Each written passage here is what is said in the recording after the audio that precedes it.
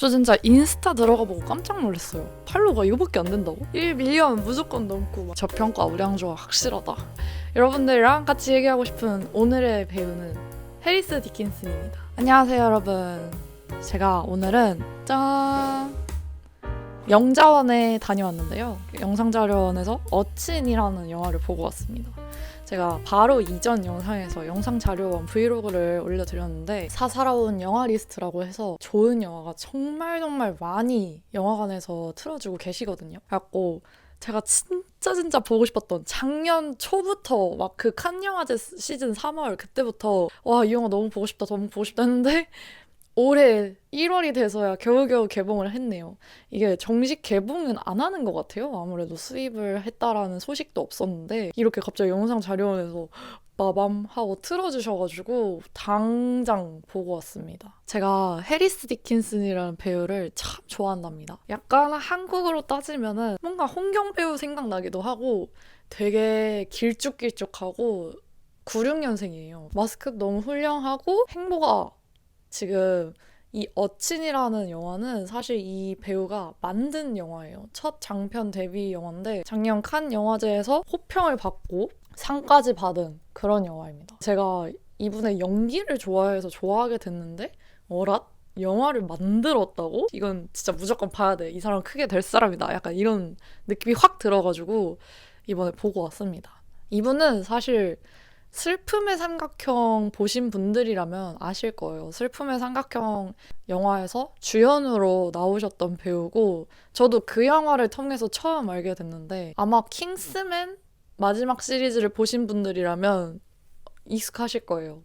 또 제가 이거를 영화를 보다가 데뷔작도 보고 싶다 해가지고 어찌저찌 그 바닷가의 쥐였나? 하여튼 그것까지도 보게 됐거든요. 진짜 너무 좋은 거예요. 그리고 바로 얼마 전 작년 연말이었죠. 베이비걸이라는 영화까지 이 사람의 이 필모그래피가 뭔가 남다르다. 근데 다 내 스타일인 거야. 그래서 이 사람이 만드는 영화? 뭔가 내 스타일일 것 같아서 봤는데 일단은 스포 없이 이야기를 해드리자면은 다행히도 해리스 디킨슨이 이 영화에 나와요. 감독하고 연출하고 만든 사람이지만 본인이 배우로서도 나오더라고요. 그래서 너무너무 반가워서 그게 또 너무 좋았고요. 처음에 어친이라는 그냥 미친 뭐 이런 건가? 라는 그냥 아무 정보도 없이 갔었는데 영어였고요. 불황자라는 뜻이 있더라고요. 근데 해리스 디킨슨이 영국 사람이다 보니까 영국 영어였나 봐요.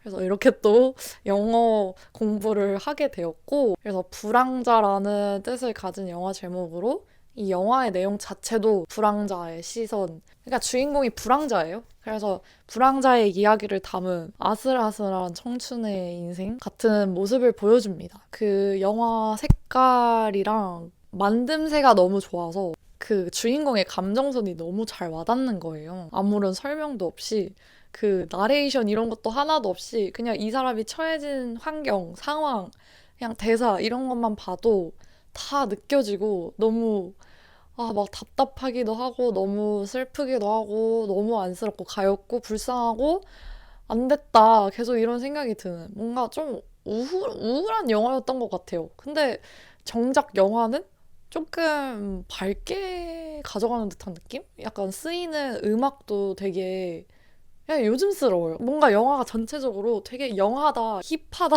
이런 느낌을 가지고 가요. 샷 구조는 되게 일관적이었어요. 뭔가 가운데에 피사체를 두고 계속 찍는 듯한 느낌이었고 이렇게 줌으로 들어가거나 줌으로 빠지거나 이런 식의 샷이 많았고요. 되게 그 연출도 진짜 좀 좋았던 게 갑자기 깜짝 놀래켜가지고 이런 점프 스케어가 있을 거라고는 생각도 못했다가 소스라치게 놀란. 제가 맨디에서 봤는데 몇몇 분 소스라치게 놀라는 걸 봤고 그리고 편집도 너무 잘 뚝뚝뚝 잘라냈다. 되게 담백하다? 이 소재는 저는 좀 우울하고 딥해서 힘겨웠는데 만듦새로만 봤을 때는 완전 제 스타일이어서 올해 첫 영화 성공적이었습니다. 이게 그렇게 생각을 요하는 영화는 아니었어요. 뭐 숨겨진 해석을 찾는다거나 뭐 이런 건 아니고 거의 다큐 느낌? 약간 작년에 본 그 어느 파리 택배기사의 48시간? 뭐 그런 느낌도 났고 그냥 해리스 디킨슨이 어떤 식으로 영화를 만들고 싶어 하는지를 살짝 느낄 수 있었던 그런 영화였어요. 그래서 좀 스포 있는 상태로 이야기를 해볼까 해요. 주인공으로 나오시는 그 남자분이 저는 맨 처음에는 이 사람이 해리스 디킨슨인가? 뭔가 너무 비슷한 바이브인 거예요. 마르고 하얗고 맥없는 얼굴이. 근데 아니구나를 좀 보다가 깨달았고 너무 그러니까 대사로 그 사람의 상황을 문득 알려주잖아요. 처음부터 어떤 사람이다 이렇게 알려주는 게 아니라 그냥 뭔가 그 노숙자 신세로 시작을 했는데 이 사람이 어떤 배경을 가졌고 뭐 왜 이렇게 됐고 이런 거를 좀 갈수록 조금 더 설명을 해주는 느낌?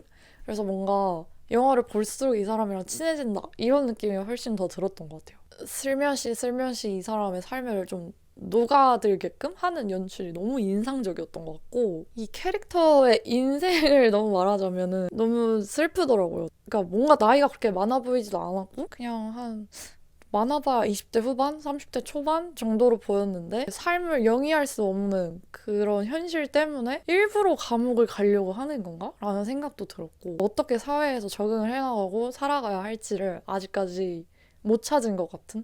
그러면서도 자꾸 그 나쁜 쪽으로 빠지게 되잖아요. 뭔가 폭력을 한다거나 아니면 마약을 하게 된다거나.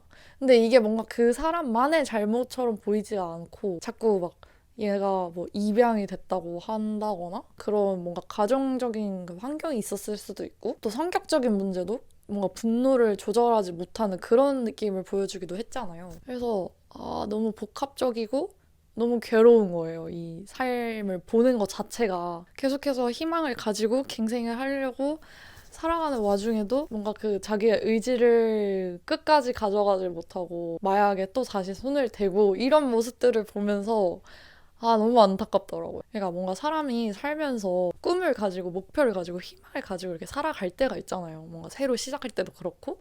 근데 그러면서 나의 나쁜 습관을 떨치는 게 진짜 쉽지 않은 걸 알잖아요. 그걸 많이 노력해야 되는 것도 다들 알고. 근데 여기서는 이제 너무 대놓고 악의 축인 마약을 아예 갖다 쓰니까 이거는 진짜 어떻게 돌이켜야 하나. 저 중독의 늪에 빠지겠구나. 그냥 계속 이런 생각이 들더라고요. 사실 이게 결말이 좀 와라락 하고 끝나잖아요. 좀 뭔가 열린 결말?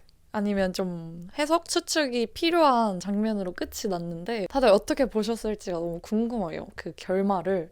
일단 저는 어떻게 봤냐면은 어쨌든 그 주인공이 어떤 옥상이었나? 하여튼 그런 데서 이제 앉아서 마지막까지 이렇게 마약을 하는 모습을 보고 뭔가 위태롭다라는 느낌이 있었는데 어떤 사람의 손을 이렇게 잡으려다가 넘어지면서 어느 이렇게 막 구렁텅이로 막 주르륵 빠지잖아요. 근데 그게 꿈속이었는지 해리스 디킨슨이랑 만나가지고 이렇게 얘기를 하다가 갑자기 뻥 차여서 어떤 블랙홀 같은 데로 이렇게 빨려 들어가는 끝없이 추락하는 그 모습을 보여주다가 끝이 나버리는 너무 절망적이었어요. 사실 이게 너무 희망적으로 끝나지는 않은 영화였는데 마약에 중독이 돼서 그렇게 삶을 마감한 게 아닐까? 라는 생각이 저는 들었고 어떤 중독의 늪에서 헤어나지 못했다. 블랙홀로 빨려 들어갔다. 그런 식으로 암울하게 열린 결말로 끝났던 것 같아서 저는 그렇게 받아들였던 것 같아요. 저는 어떻게든 잘 사는 모습을 보여줬으면 했는데 그나마 해리스 디킨슨 그 캐릭터로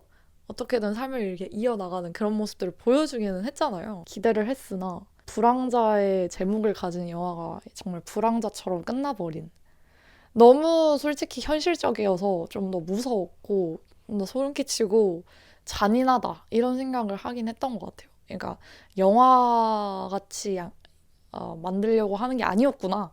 진짜 그냥 있는 삶을 보여주려고 했구나. 어디선가 누가 저렇게 살 것 같은 그런 느낌? 그래서 또 이제 해리스 디킨슨이 본인이 이제 직접 연기하는 그 역할도 되게 특이하잖아요. 약간 친구처럼 보이기는 했는데 비슷하게 이 사람이랑 그런 불황자의 느낌이었으나 나중에는 결국 나는 이제 약도 끊었고 일도 구했고 어떤 도움으로 인해서 자리를 잡고 집에서 살고 있다 뭐 이렇게 얘기를 하는 걸 보고 그래도 어떻게든 살 사람은 사는구나.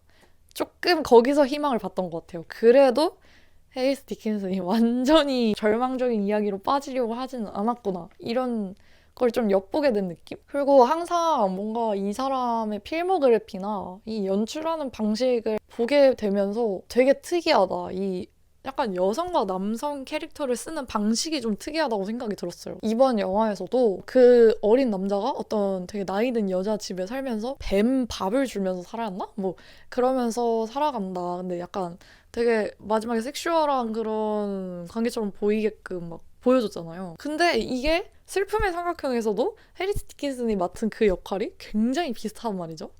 그리고 베이비걸에서도 심지어 이 사람은 되게 특이하다. 계속 이런 생각이 들어요. 그 주력인 우리가 많이 봤던 되게 나이 많은 남자, 어린 여자, 그래서 심지어 슈가 데디라는 말도 있을 정도로 그거에 완전히 반대되는 모습을 계속해서 영화에서 보여준다? 이런 느낌이 자꾸 들거든요. 그래서 완전 도전적이다. 이 사람 되게 좀 사회에 약간 맞서는 그 메시지를 뭔가를 던져주는 느낌을 계속해서 받아요. 그래서 조금 더 이 사람의 필모그래피를 유심히 보게 되는 것도 있는 것 같고 연기도 너무 잘하고 그래서 굉장히 재능이 많은 사람이구나 라는 생각이 들고 이 다음 영화도 굉장히 저는 기대가 되더라고요. 또 뭔가 이 사회의 현실적인 모습을 보여주면서도 구린내 나는 현실을 또 보여주겠거니? 약간 이런 기대감이 들게 만드는? 이렇게 사회적인 메시지를 던져주는 영화도 굉장히 좋아하거든요. 그래서 이 영화도 되게 독립영화 느낌이 많이 났고 하지만 때깔이 너무 좋았던 앵글, 편집, 색감, 이 편집의 흐름 이런 것까지도 다 너무 저는 좋게 봤어가지고 진짜 몰입하면서 봤던 것 같아요. 왜 이렇게 지루하지? 이런 생각 하나도 없이 1시간 반 그냥 뚝딱 지나갔네? 안 끝났으면 좋겠다 이런 생각을 했고 빨리 해리스 디킨슨도 다음 영화 또 만들어줬으면 좋겠다 이런 생각을 또 하게 됐어요. 그래서 굉장히 무난하지만 어떻게 보면 이 해리스 디킨슨이란 배우라는 타이틀 때문에 좀 더 저한테는 특별하게 다가왔던 것 같기도 하고요. 좀 더 이 사람의 나머지 인생도 같이 따라가 보고 싶다. 이 사람의 활동을 팔로우업을 하고 싶다. 이런 생각이 자꾸 들더라고요. 여러분들도 시간 나실 때 어친을 꼭 한번 봐보시고 베이비걸은 약간 추천을 드리기 좀 뭐하고 슬픔의 삼각형은 꼭 한번 봐보시기를 정말 추천드려요. 나중에 제가 시간이 나면은 좀 더 딥한 분석으로 슬픔의 삼각형을 해보려는 생각도 가지고 있거든요. 어친의 후기는 여기까지 하고요. 다음은 또 어떤 영화를 가지고 올지 많이 기대를 해주시고 어친 후기는 여기서 마치도록 하겠습니다. 끝!